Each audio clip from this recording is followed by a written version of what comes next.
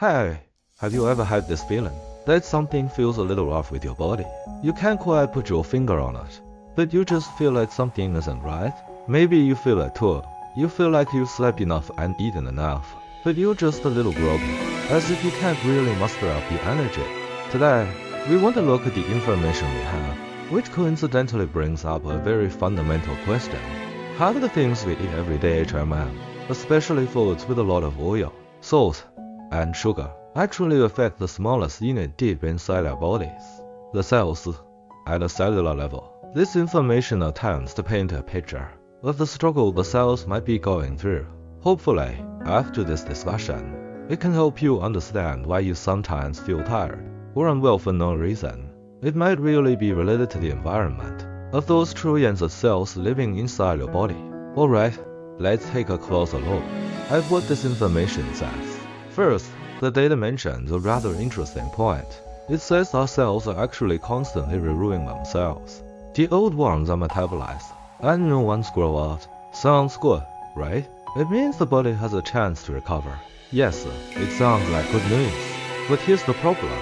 If cells are constantly renewing, then the environment they are born into must be very important, right? If we keep providing them with an environment that's not so good, for example, one with too much oil, too much salt, or high sugar content, what kind of situation would these newly born cells encounter? This is the focus of the information. You can imagine this. If there's really too much oil, salt, and sugar, the fluid environment around the cells will become very unfriendly.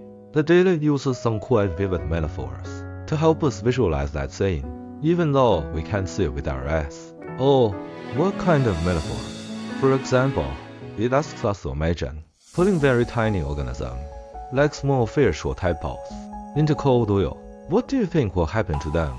It will definitely become very difficult for them to move, right? It seems like they wouldn't be able to move. Yes, or putting them into very sticky, very thick sugar water.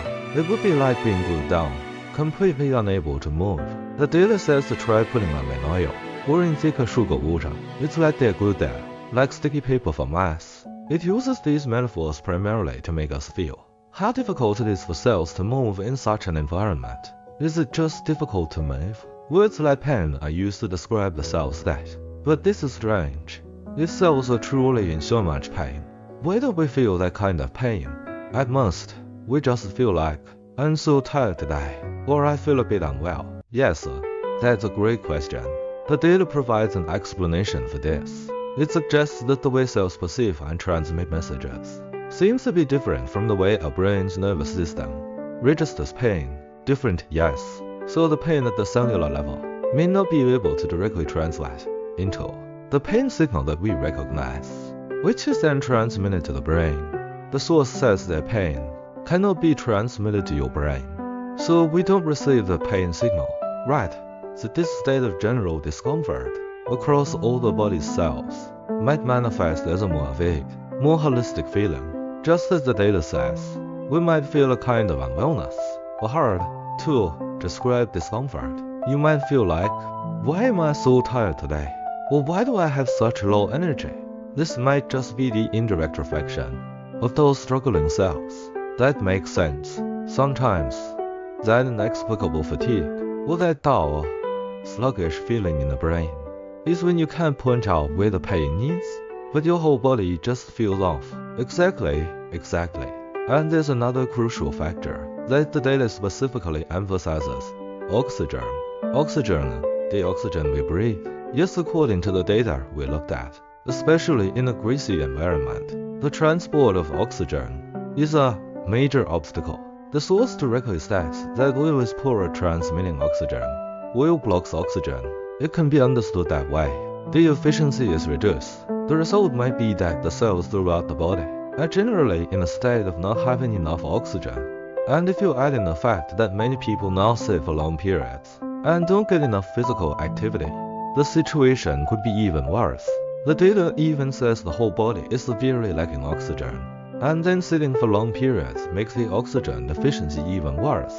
Wait a moment. So even if we are breathing properly, the oxygen we take in might not be delivered to every cell. due to the environment inside the body. According to the viewing means data, the transport efficiency might be affected.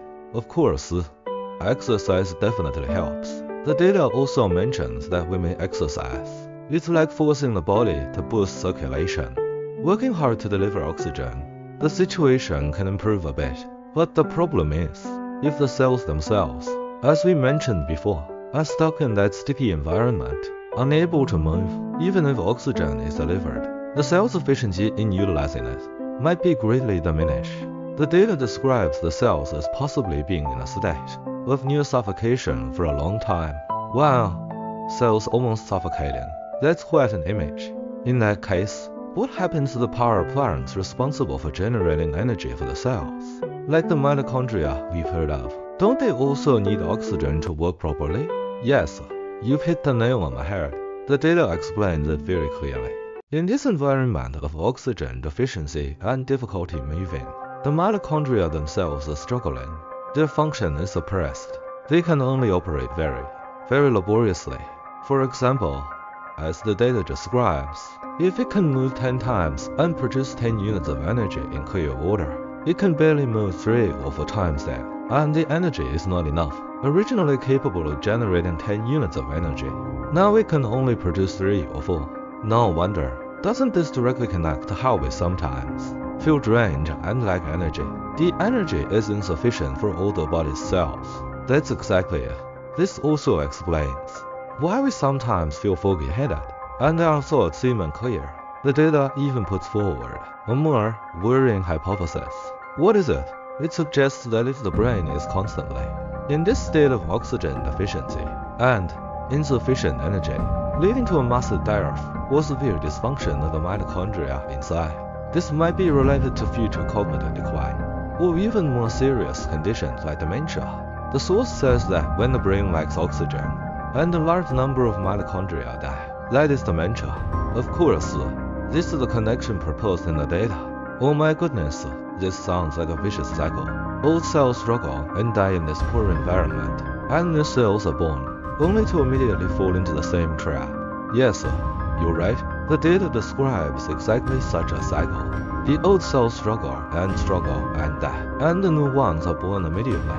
And they are all in this challenging environment. In this situation, the data suggests that the lifespan of the cells may also be affected, becoming shorter. And while they are alive, they may always be in a sickly state, unable to function properly. The source describes it as the cell's lifespan is short, always living in a sickly state. That sounds a bit disheartening. It's as if we are unknowingly creating a very difficult environment for our own cells. Yes, there is even a passage in the data that is very blunt, highlighting the contrast. It says, that is, when you are happy, which should refer to the enjoyment of delicious food, it is a time of pain. Wow, and the following descriptions are even stronger, saying this is like standard self-mutilation, self-harm, self-destruction. Of course, we need to understand, this is likely a more intense choice of words, used by the source to emphasize its viewpoint. The purpose is to highlight the contrast between the brief pleasure we get from indulging in food and the long-term suffering our cells might be undergoing. I get it, it uses strong words to make us aware of the stark contrast. So, looking back, the data suggests we imagine, for example, ants or cockroaches struggling in something very sticky, or watching videos of a mouse stuck on a sticky mouse trap. These metaphors are actually intended to help us empathize more easily, or to see how difficult it is for those cells that are invisible to the naked eye to feel that sense of being stuck, unable to move forward. Yes, exactly. These metaphors are all to help us cross that invisible barrier, to understand what might be happening in the microscopic world. Thinking about it this way, it really seems connected to some life experiences. For example, have you ever felt incredibly sleepy and just wanted to lie down after eating a big meal, especially a greasy one? You think I have, or conversely, sometimes when your stomach is empty, or after a brief period of fasting, you actually feel particularly clear-headed and energetic. It seems so. According to the perspective of this data, this might not be entirely psychological. It could be a direct reaction of the immediate state of those cells in your body. The source also seems to have observed similar phenomena. Eating leads immediately to sleep. Fasting makes the mind clear. These very direct bodily reactions are indeed worth our attention. And the data also observes a deeper pattern of behavior. It describes it as a reverse phenomenon. The original text uses the phrase, finding unhappiness in happiness, and happiness in unhappiness, finding unhappiness in happiness, and happiness in unhappiness. That sounds a bit profound. What does it mean? Its meaning is roughly that people seem more inclined to seek short-term pleasure in things that might bring pain or bad consequences in the long run. For example, here, it likely refers to a diet with too much oil, salt, and sugar. But when it comes to things that might be beneficial in the long run, such as adjusting the diet to eat healthier, they actually feel unhappy or even resistant, feeling that it is a hardship. The source further says, perceiving hardship as happiness, and happiness as hardship. So, is it mistaking hardship for happiness and happiness for hardship? It's close to that meaning. But the point is not to judge what is good or bad. Instead, it points out an observed phenomenon. There seems to be a disconnect between the immediate, instant gratification we seek and the long-term health needs of our body's cells. We might be prioritizing immediate pleasure, ignoring the distress signals our cells might be sending out. Easy. So the point is not to say whether this is right or wrong, but to see the state of this disconnect itself. Yes, exactly.